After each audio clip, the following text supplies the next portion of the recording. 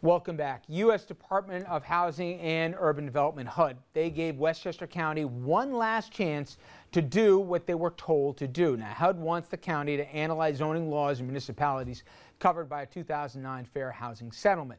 The county, today, they responded, because today was the deadline, with the following statement, quote, "You demand that the county reject its own analysis and conclusions and irrevocably accept and adopt the conclusions reached by HUD. In effect, HUD wants to write the analysis of impediments for the county and simply have the county agree and adopt AAI written by HUD. We do not believe this is a reasonable position, and accordingly, the county executive will not be signing the special assurances document."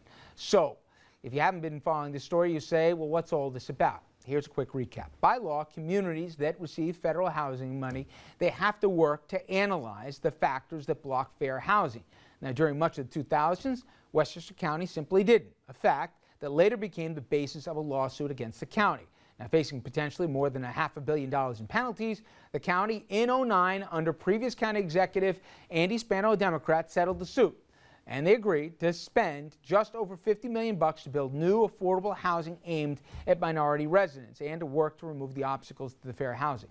Well, since then, it's been never-ending, everybody. The effort to build the new housing limits has, by all accounts, that part's gone all well here, but the efforts to remove those obstacles that were the basis of the thing in the first place, not so much. The current county exec, Rob Astorino, Republican, had a guest on many times in the show. He had inherited the county's obligations to abide by the settlement when he took office. But in the 4 years since, he has criticized the deal and HUD at every turn. And only when threatened with a loss of almost $7.5 million in federal grants and the possibility of contempt proceedings did the county executive sign a bill preventing landlords from discriminating against people who use government vouchers for the rent. Well, that happened back in June. Now, we recently spoke with the Deputy Secretary of HUD about this very issue. Here's what he had to say.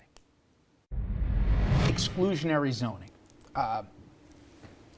Rob sat down and said, listen, I can't go into a community who elects their own mayors, who elects their own legislature to say, you guys have to do the following in your particular areas. And I know 7 towns were just cited here for being non-compliant. His argument is it's both not his job and his authority to go tell non-compliant towns what they should or shouldn't do here. Is it his job? Yes, it is his job. Again, we provide CDBG money, we provide some other monies to the county that they then in turn provide to the municipalities. And all of us have mutual obligations here. One of the obligations is that we're going to work hard to ensure that housing is fair, that there's a fair choice. And it is exactly his job to work with municipalities, to develop strategies, to work with them to overcome those places where there is barrier to fair housing choice.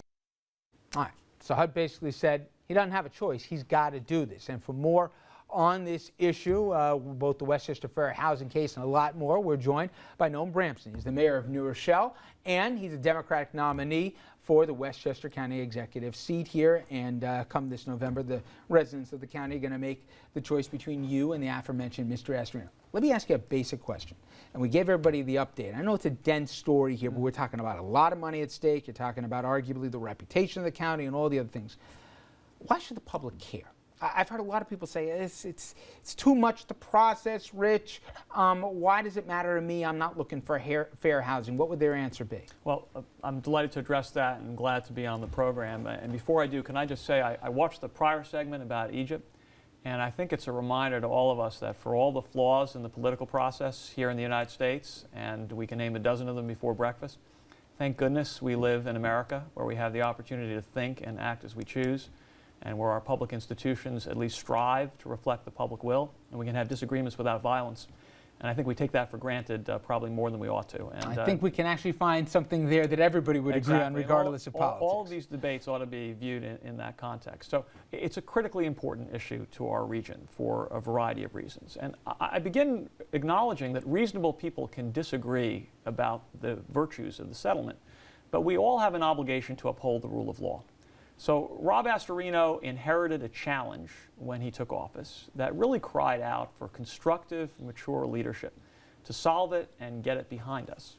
And instead, what he has consistently demonstrated is obstructionism and extremism and politics. And as a result, it has been prolonged unnecessarily over a period of years. We're now incurring fines and penalties and withheld grants up to $20 million that are urgently needed by municipalities and not-for-profits. We've expended funds needlessly to make the preposterous argument that it's possible to simultaneously veto and promote legislation. You don't have to be a lawyer to understand that's not going to fly in the courts. And now, having failed to solve the real problem as it exists in the real world, the county executive has engaged in really a massive campaign of public deception to create an imaginary threat so he can pose as our defender against it. So he's going around saying that the requirement is increased from 750 units to 11,000 units. Not true. Saying we need to spend $1 billion in order to construct those units. Not true. Saying that HUD is requiring us to eliminate all of our zoning codes everywhere so that a high-rise building can be constructed on every block. Not true. The truth is that the way we can handle this challenge is through constructive working sessions that bring together county officials, local officials, planners, and federal officials. Would you have abided, Mayor, if you were county executive, you had to inherit it, and to be fair to Rob, he didn't sign the deal. The deal was signed by his predecessor. You walked into something that the last administration basically put in your lap. Would you have gone along basically with HUD's not only request but demands here and built the housing and removed the impediments? Would you have done everything that was asked? Once again, we all have an obligation to uphold the rule of law. So a deal was a deal. And Mr. Astorino himself acknowledged that upon taking office. He said, you know, I don't approve the settlement, but I know I've got to implement it.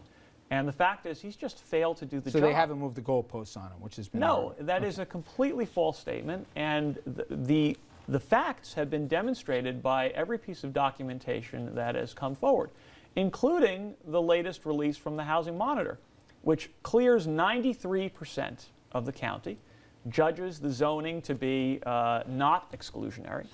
In the remaining 7 communities, there's an additional examination that's required. It may be that upon that further examination, those will be deemed non-exclusionary as well. If problems are cited, then they are problems that can be resolved through consultation and collaborative discussion, which I don't think would involve any kind of significant disruption of the nature of the communities that people want to protect and value. And here's why people really need to care about it. Beyond not wanting to unnecessarily incur $20 million in wasted expenses, beyond not wanting to be distracted by this prolonged and divisive fight, having a sensible, affordable housing policy is in our interests as a region, separate and apart from whatever settlement requirements may exist. It's important because we want cops and firefighters and teachers and nurses and civil servants and not-for-profit workers to have an opportunity to live in the very communities that they serve. You know, your opponent says that sounds like social engineering. You're trying to tell people who can and can't live in towns here that's not the American way. Well, to me, it sounds an awful lot like common sense to have essential workers at least having an opportunity to live in the communities that they serve. And my goodness, you know we have a free market system, and you can't say you must live here, you cannot live there. That's not how this works, but making sure that there are a reasonable blend of housing opportunities, that's something that I think almost everyone would acknowledge is in our collective interest. And so it's those essential workers, it's making sure that senior citizens have an opportunity to age in place and are not forced out of communities where they have relationships and connections. Yep. And one last thing, young professionals that we're losing in droves in this region. Because they can't afford to live and stay in the county. Think about the future of our economy. What major businesses think about, what commercial landlords think about is, where are my employees going to live and how are they going to get to work? And if we don't think about this housing challenge as fully integrated into the challenges of building a thriving economy in the future, then we're missing opportunities to really make this region what it can be. Some of the folks from the Astorino camp who have been frequent contributors here say, hey, you elect the mayor from New Rochelle, property taxes that this current county exec has held down, they're going to go back up through the roof. I moderated a debate 4 years ago between Mr. Spanner and Astorino, and that was issue number one. And how you can keep the taxes down and not make it prohibitive to live in the county. They say a vote for Bramson is going to send those rates right back up. How do you respond? Complete nonsense. And look, let's face it, to some degree, this is the same campaign that Republicans run for every office every year. And all you have to do is look at the videotape of past political advertisements that have been run year after year after year. So let's get the record straight.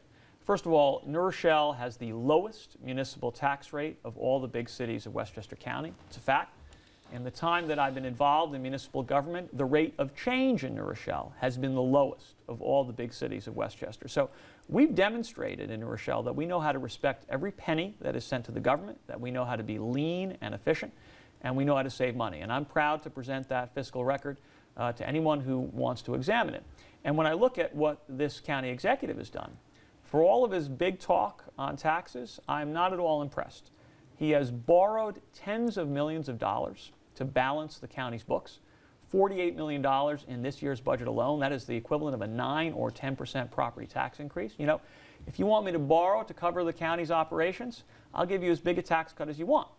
And it'll feel good for a little while, and then it's going to feel an awful lot worse because it's not a sustainable practice. It only intensifies the pressures down the road. And the bigger point is, county only accounts for 1/6 of our overall tax bill.